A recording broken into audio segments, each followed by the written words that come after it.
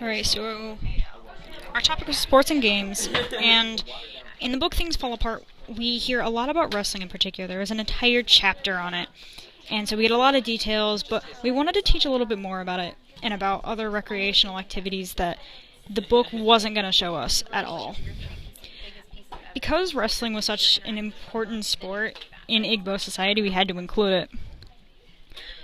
And the ring is composed of the audience of the wrestlers. You can see here our diagram of it. And in the middle are the wrestlers themselves. Wrestling, while it's shown in the book to be a very important sport, we don't really see a lot of what exactly. In the back, you can see a poster that was drawn, and it was supposed to depict two wrestlers. And the idea of this was simply to show, like, a lot of times when there are sporting events in American cultures, you're going to see a lot of advertisement for it.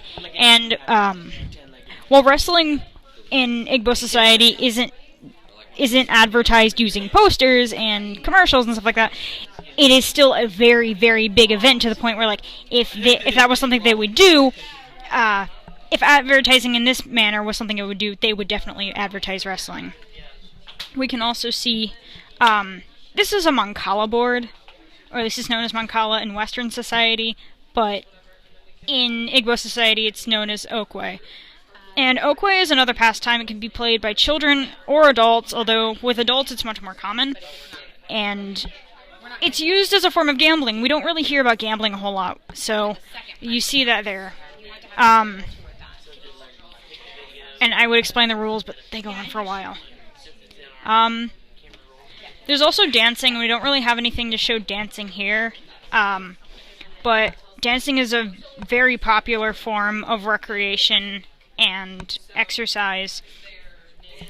It can be participated in by both men and women, although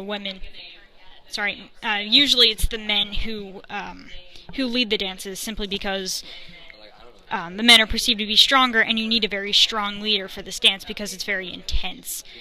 And overall, it just keeps them in shape, and it's really fun.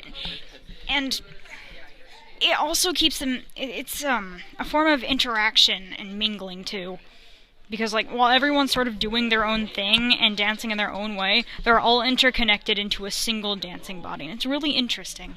And so I guess that's a little bit about their social lives, the things that they do for sports and games. Hope you enjoy.